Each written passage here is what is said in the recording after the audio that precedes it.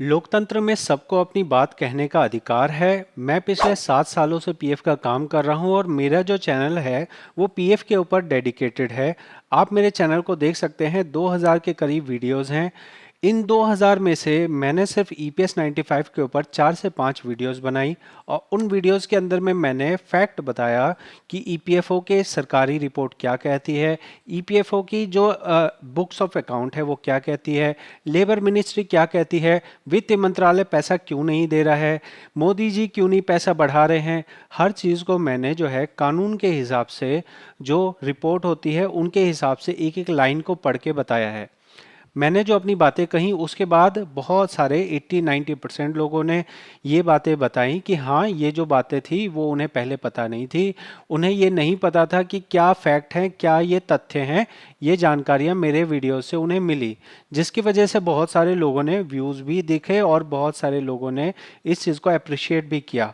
Problem यहाँ पे है जब मैं सवाल करता हूँ कि उन नेताओं के ऊपर, पर्टिकुलरली एनएससी जो काम कर रही है उनके ऊपर मैंने सवाल किया कि उन्होंने आपको भ्रमित किया है, उन्होंने आपको 7500 का एक झूठा सपना दिखाया है।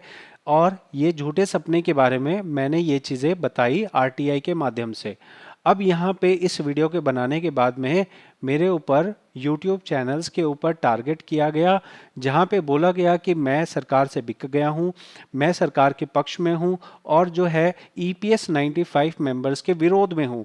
ऐसा बिल्कुल भी नहीं है। मेरे चैनल्स पे जो चीज़ें अच्छी हैं मैं उन्हें अच्छा बताता हूँ, जो चीज़ें मेरे को पता है कि पीएफ ऑफिस गलत कर रहा है वो मैं गलत बताता हूँ। मेरा जो है 7 सालों से मैंने सिर्फ और सिर्फ ईपीएस और ईपीएफ के बारे में ही काम किया है। यहाँ पे एक पर्टिकुलर चैनल, इसके अंदर में यहाँ आप देख सकते हैं, ये पर्टिकुलर चैनल जो है अच्छा काम करता है कि सिर्फ और सिर्फ फैक्ट बताता है। यहाँ पे 90% जो आपको वीडियो मिलेंगी, मैं कहूँगा 99% वीडियोस जो ईपीएस 95 के गुड न्यूज़ के बारे में मिलेंगी, वहाँ सिर्फ और सिर्फ फर्जी जानकारियाँ मिलती हैं। जैसा आप देख सकते हैं 9000 मिल गए, यहाँ 7500 मिल गए। तो मैंने ये अवेयरनेस फैलाया कि भाई ये सभी वीडियोस फर्जी होती हैं। ये सारे चैनल्स का सिर्फ एक ही उद्देश्य है कि किसी भी तरह से कुछ भी बोल के आप लोगों को बस व्यूज़ आ जाएं। व्यूज़ आने का मैंने आपको एक्सपोज किया था कि यहाँ पे गलत है ये जानकारियाँ, और इस तरह की वीडियोस जहां आपको ये बताया जाता है वो चीज़ें गलत हैं। तो अभी आप देख सकते हैं यहाँ पे अभी 54 मिनट पहले ही एक वीडियो भी बनाई गई है जहाँ पे ये चीज़ें मेरे वीडियो के ऊपर रिस्पॉन्स किया गया है। अब इस वीडियो में क्या विशेष था जिसके ऊपर इतनी खलबली मच गई? इस वीडियो में ये बातें थी कि मैंने आरटीआई के अंदर लगाया और आरटीआई में मैंने जानकारी जुटाई कि भाई क्या ईपीएफओ कोई औपचारिक तौर पे काम कर रहा है। इसके जवाब में ईपीएफओ ने कहा हमारे पास ऐसा कोई जानकारी नहीं है। लेबर मिनिस्ट्री ने भी कहा हमारे पास ऐसी कोई जानकारी नहीं है। तो यहाँ पे मेरा ये कहना है कि हमें अपना अधिकार है, हम अपनी बातें कह सकते हैं। कोई भी अगर मान लीजिए कोई नेता बनते हैं तो उनके पास ओपन होना चाहिए उन्हें क्रिटिसिज्म झेलने के लिए।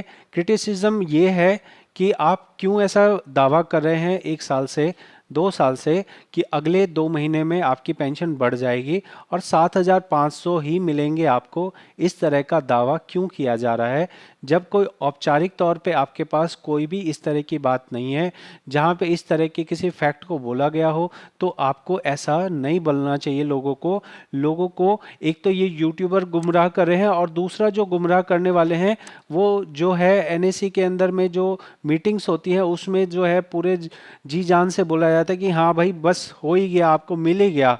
बस मतलब आप घर पहुंचो, घर पहुंचते ही आपके खाते में 7500 प्लस डीए आ जाएंगे, ये मेरा कहना था। ठीक है, तो मैंने अपने तथ्यों को बताया।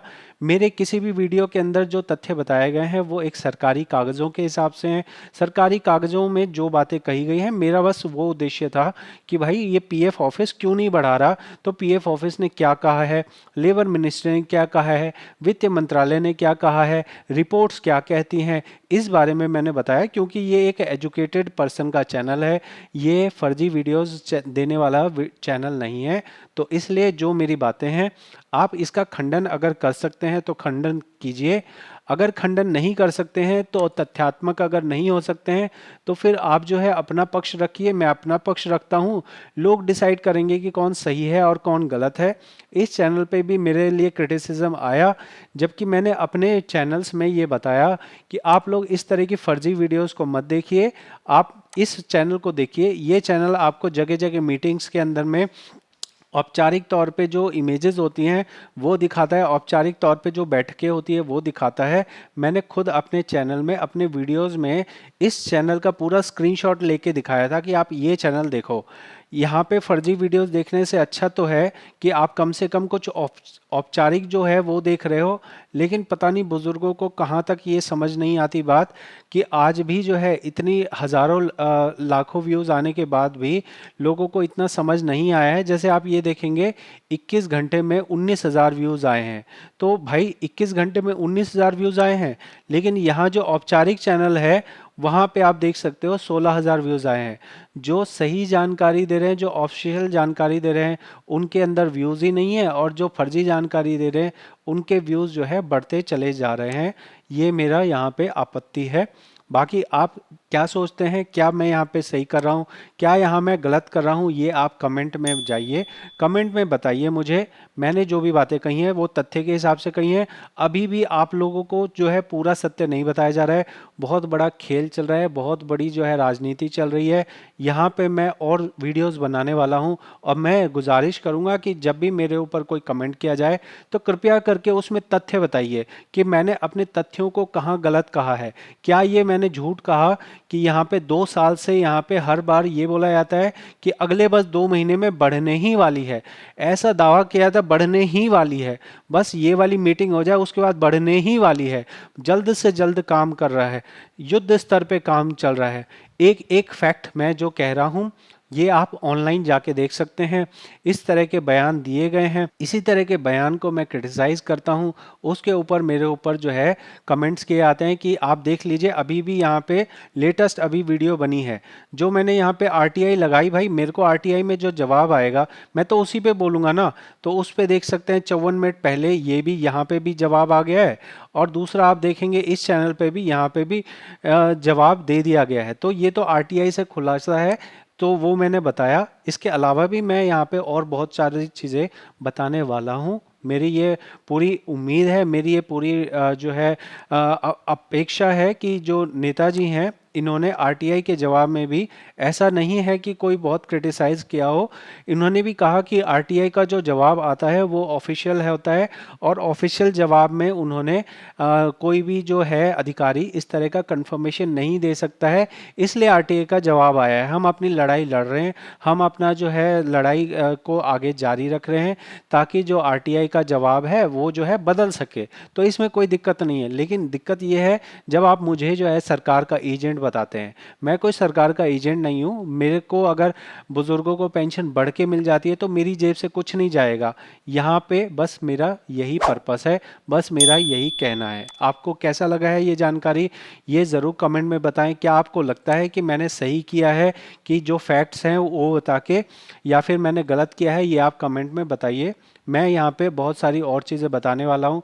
बहुत बड़ा अभी भी खेल चल रहा है, अभी भी यहाँ पे बहुत चीज़ें मेरे को बताने के लिए है जो मैं वीडियो अभी बनाने वाला हूँ। मैंने पॉइंट्स नोट करके रखे हैं, और उस पर मैं उम्मीद करता हूँ कि अच्छा वाद विवाद हो।